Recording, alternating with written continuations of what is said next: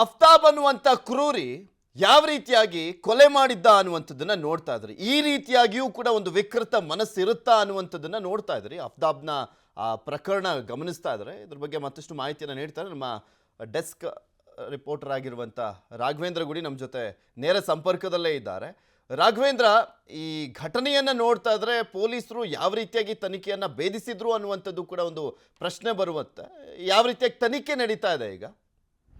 ಇಲ್ಲಿ ಎರಡು ವಿಚಾರಗಳಿದ್ದಾವೆ ಪೃಥ್ವಿ. ಒಂದು, ಪೊಲೀಸರು ಹೇಗೆ ತನಿಖೆ ಮಾಡಿದ್ರು ಅಂತ ಒಂದು. ಎರಡನೇದು, ಆ ತನಿಖೆಗೆ ಕಾರಣವಾಗಿರ್ತಕ್ಕಂಥ ಅಂಶಗಳೇನು ಅನ್ನೋದು. ಈಗ ಮೊದಲನೇದಾಗಿ ಆ ತನಿಖೆಗೆ ಕಾರಣವಾಗಿರ್ತಕ್ಕಂಥ ಅಂಶ ಏನು ಅನ್ನೋದನ್ನು ನೋಡ್ತಾ ಹೋದಾಗ ಇವತ್ತಿನ ಸಂದರ್ಭ ನೋಡಿ ಪೃಥ್ವಿ, ಎಷ್ಟು ಲೋನ್ಲಿನೆಸ್ ಒಬ್ಬ ಹ್ಯೂಮನ್ ಬೀಯಿಂಗ್ ಒಂದು ಮನುಷ್ಯರನ್ನ ಕಾಡ್ತಾ ಇದೆ ಅನ್ನೋದಕ್ಕೆ ಇವತ್ತು ಸಾಕಷ್ಟು ನಾವು ಗಮನಿಸ್ತಾ ಇದ್ವಿ.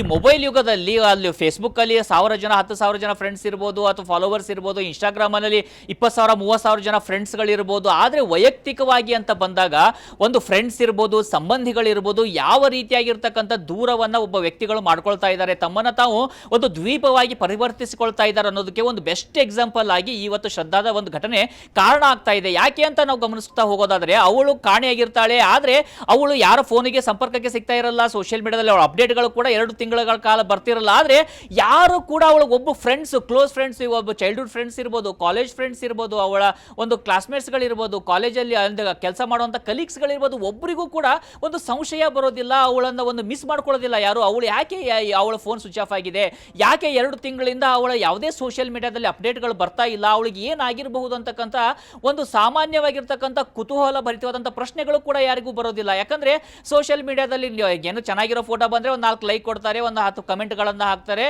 ಅದನ್ನು ಹೊರತುಪಡಿಸಿದ್ರೆ ಒಂದು ವೈಯಕ್ತಿಕ ಸಂಬಂಧಗಳ ಕೊರತೆ ಎಷ್ಟರ ಮಟ್ಟಿಗೆ ಕಾಡುತ್ತೆ ಅನ್ನೋದಕ್ಕೆ ಕೂಡ ಒಂದು ಉದಾಹರಣೆ ಆಗಿರ್ತಕ್ಕಂಥದ್ದು. ಆದರೆ ತಂದೆ ಕರಳು ಹಾಗಲ್ಲ, ಮನೆಯಲ್ಲಿ ಅವ್ರಿಗೆ ಸಹಜವಾದಂಥ ಒಂದು ನೋವಾಗೋಕ್ಕೆ ಶುರು ಆಗ್ತಾ ಇರುತ್ತೆ. ನನ್ನ ಮಗಳು ಯಾಕೆ 2 ತಿಂಗಳಿಂದ ಯಾರು ಅವಳ ಬಗ್ಗೆ ಸುದ್ದಿಗಳು ಬರ್ತಾ ಇಲ್ಲ ಅಂದಾಗ ಅವಳಿಗೆ ಒಬ್ಬ ಕಾಮನ್ ಫ್ರೆಂಡ್ಸ್ ಇರ್ತಾರೆ, ಅವ್ರು ಹೇಳ್ತಾರೆ ಅವಳು 2 ತಿಂಗಳಿಂದ ಏನೂ ಅಪ್ಡೇಟ್ ಮಾಡ್ತಿಲ್ಲ, ಮೊಬೈಲ್ ಸ್ವಿಚ್ ಆಫ್ ಇದೆ ಅಂಕಲ್ ಅಂತ ಹೇಳ್ತಾರೆ.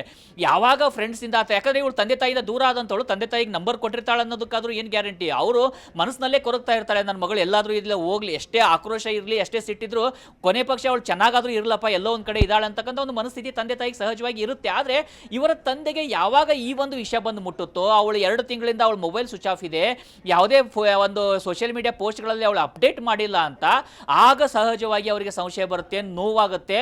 ಮೊದಲು ಹೋಗಿ ಅಲ್ಲಿ ಪಾಲ್ಗಾರ್ನ ಪೊಲೀಸ್ ಠಾಣೆಯಲ್ಲಿ ದೂರನ್ನ ದಾಖಲಿಸ್ತಾರೆ, ನನ್ನ ಮಗಳು ಕಿಡ್ನಾಪ್ ಆಗಿದ್ದಾಳೆ ಅಂತೇಳಿ ಒಂದು ದೂರನ್ನು ದಾಖಲಿಸ್ತಾರೆ. ಆದರೆ ಅವಳ ಮೊಬೈಲನ್ನು ಟ್ರೇಸ್ ಮಾಡಿದಂಥ ಸಂದರ್ಭದಲ್ಲಿ ಮುಂಬೈನ ಪೊಲೀಸರಿಗೆ ಅವಳು ದೆಹಲಿಯಲ್ಲಿ ಕೊನೆ ಬಾರಿಗೆ ಆ ಒಂದು ಮೊಬೈಲ್ ಆ್ಯಕ್ಟಿವ್ ಆಗಿರತಕ್ಕಂಥ ಮಾಹಿತಿ ಲಭ್ಯ ಆಗುತ್ತೆ. ತದನಂತರದಲ್ಲಿ ಯಾವ ಏರಿಯಾದಲ್ಲಿ ಮೊಬೈಲ್ ಅದು ಆ್ಯಕ್ಟಿವ್ ಆಗಿರುತ್ತೋ ಆ ಏರಿಯಾಕ್ಕೆ ಹೋಗಿ ಅಲ್ಲಿಯ ಪೊಲೀಸರಿಗೆ ಇವರ ತಂದೆ ಹೋಗಿ ದೂರನ್ನು ಸಲ್ಲಿಸ್ತಾರೆ. ಯಾವಾಗ ಅಲ್ಲಿ ದೂರನ್ನು ಸಲ್ಲಿಸ್ತಾರೋ ಪೊಲೀಸರು ಈ ಒಂದು ಪ್ರಕರಣವನ್ನು ನೆಗ್ಲೆಕ್ಟ್ ಮಾಡೋದಿಲ್ಲ, ಬದಲಾಗಿ ತನಿಖೆಯನ್ನು ಶುರು ಮಾಡ್ತಾರೆ, ತನಿಖೆಯನ್ನು ಮಾಡೋದಕ್ಕೆ ಶುರು ಮಾಡ್ತಾರೆ. ಯಾಕಂದರೆ ಸಂಪರ್ಕನೇ ಇಲ್ಲ, ಅವಳಿಗೆ ಯಾವ ಫ್ರೆಂಡ್ಸ್ಗಳು ಇಲ್ಲ, ಯಾರು ಇಲ್ಲ, ಅವನು ಒಬ್ಬನೇ ಅನ್ನೋ ಥರ ಒಂದು ಅದನ್ನು ಅವನೇ ಆ ರೀತಿಯಾಗಿ ಅವಳನ್ನು ಎಲ್ಲ ಕಡೆಯಿಂದ ದಿಗ್ಬಂಧನ ಹಾಕಿಟ್ಟಿದ್ನೋ, ಅಥವಾ ಇವಳೇ ತನ್ನನ್ನು ತಾನು ಎಲ್ಲರಿಂದ ದೂರ ಮಾಡಿಕೊಂಡು ನನಗೆ ಅವನೇ ಸರ್ವಸ್ವ ಅಂತೇಳಿ ಕೂತ್ಕೊಂಡಿದ್ದೋ, ಆದ್ದರಿಂದ ಯೋಚನೆ ಮಾಡ್ತಾ ಇದ್ಲೋ ಗೊತ್ತಿಲ್ಲ. ಆದರೆ ಯಾವ ಸಂಪರ್ಕ, ಫ್ರೆಂಡ್ಸ್ ಇಲ್ಲ, ಸಂಬಂಧಿಗಳಿಲ್ಲ, ತಂದೆ ತಾಯಿಯಿಂದ ದೂರ, ತನ್ನನ್ನು ತಾನು ಎಲ್ಲರಿಂದ ದೂರ ಮಾಡಿಕೊಂಡು ಆ ಒಂದು ಸೆಕ್ಯೂರಿಟಿ ಏನಿರುತ್ತೆ, ಒಂದು ಸೋಷಿಯಲ್ ಸೆಕ್ಯೂರಿಟಿ ಏನಿದೆ, ಅದರಿಂದ ಹೊರಗಡೆ ಬಂದಂಥ ಹುಡುಗಿ ಇವಳು.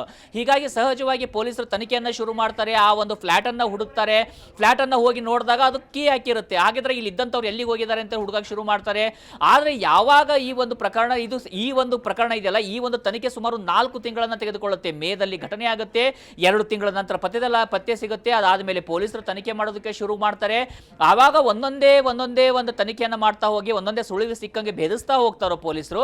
ಕೊನೆಗೆ ಅದು ಬಂದು ನಿಲ್ಲುವಂಥದ್ದು ಈ ಅಫ್ತಾಬ್ ಅಂತಕ್ಕಂಥ ವ್ಯಕ್ತಿ ಹತ್ರ. ಈ ವ್ಯಕ್ತಿ ಏನಿದ್ದಾನೆ ನೋಡಿದ್ರೆ ಹೊರಗಡೆಯಿಂದ ಒಬ್ಬ ಫೆಮಿನಿಸ್ಟು, ಒಬ್ಬ ಒಂದು ಪ್ರೋಗ್ರೆಸಿವ್ ಥಿಂಕರು, ಹೊರಗಡೆಯಿಂದ ನೋಡ್ತಾ ಇದ್ರೆ ಈತ LGBT ಪರವಾಗಿರ್ತಕ್ಕಂಥವನು, ಈತ ಮದ್ಯವನ್ನು ಸೇವಿಸುವಂಥ ಒಬ್ಬ ಮುಸ್ಲಿಮು, ಹಿಂಗೆಲ್ಲ ಇದ್ದು ಹೊರಗಡೆ ತನ್ನ ತೋರಿಸ್ಕೊಳ್ತಿದ್ದಂಥ ಈ ಒಬ್ಬ ವ್ಯಕ್ತಿ ಏನಿದ್ದಾನೆ, ಈತ ಒಳಗಡೆ ಯಾವ ರೀತಿ ಇದ್ದ ಅಂತ ಯಾರಿಗೂ ಗೊತ್ತಿಲ್ಲ. ಯಾಕಂದ್ರೆ ಇಲ್ಲಿ ಯಾವುದೇ ಧರ್ಮ ಜಾತಿ ಎಲ್ಲಕ್ಕಿಂತ ಆಗ ಹೊರಗಡೆ ನಿಂತು ನೋಡಿದಾಗ ಒಬ್ಬ ಮಾನಸಿಕ ವಿಕೃತ ಮಾತ್ರ ಈ ರೀತಿಯಾದಂಥ ಒಂದು ಘಟನೆಗಳಿಗೆ ಕಾರಣ ಆಗಿರ್ತಾನೆ. ಹೀಗಾಗಿ ಯಾವಾಗ ಪೊಲೀಸರು ತನಿಖೆಯನ್ನು ಮಾಡ್ತಾರೆ, ಆತನನ್ನು ವಶಕ್ಕೆ ಪಡಿತಾರೆ. ಏಪ್ರಿಲ್ 3, 4ನೇ ತಾರೀಕಿಗೆ ಆತನ ವಶಕ್ಕೆ ಪಡೆಯಲಾಗುತ್ತೆ, ಅಂದ್ರೆ ನವೆಂಬರ್ 3 ಅಥವಾ 4ನೇ ತಾರೀಕಿಗೆ ಆತನನ್ನು ವಶಕ್ಕೆ ಪಡಿತಾರೆ. ಆತನನ್ನು ರಿಗ್ರೆಸ್ ಆಗಿ ಇನ್ವೆಸ್ಟಿಗೇಷನ್ಗೆ ಒಳಪಡಿಸಿದಾಗ ಪೊಲೀಸರಿಗೆ ಶಾಕ್ ಆಗೋ ರೀತಿಯಾಗಿ, ಯಾಕಂದ್ರೆ ಅವನ ಮುಖ ನೋಡ್ತಾ ಇದ್ರೆ ಒಬ್ಬ ಮುಗ್ಧ ಮುಖದ ಯುವಕ 25-26 ವರ್ಷ, ಅವನಿಗೂ ಕೂಡ ಅವನು ಏನೋ ದೊಡ್ಡ ಅಂದ್ರೆ ಅತ್ಯಂತ ಹೆಚ್ಚು ಏಜ್ ಆಗಿರ್ತಕ್ಕಂಥವ್ನು ಅಥವಾ ಯಾವುದೋ ಕ್ರಿಮಿನಲ್ ಬ್ಯಾಕ್ಗ್ರೌಂಡ್ ಇರ್ತಕ್ಕಂಥ ವ್ಯಕ್ತಿ ಅಲ್ಲ. ಬದಲಾಗಿ ಒಬ್ಬ ಫೋಟೋಗ್ರಾಫರ್, ಇನ್ಸ್ಟಾಗ್ರಾಮ್ ಅಲ್ಲಿ 30,000 ಜನ ಫಾಲೋವರ್ಸ್ ಇದ್ದಾರೆ ಆತನಿಗೆ, ಒಬ್ಬ ಸೋಷಿಯಲ್ ಮೀಡಿಯಾ ಇನ್ಫ್ಲುಯೆನ್ಸರ್ ಕೂಡ ಆಗಿರ್ತಾನೆ.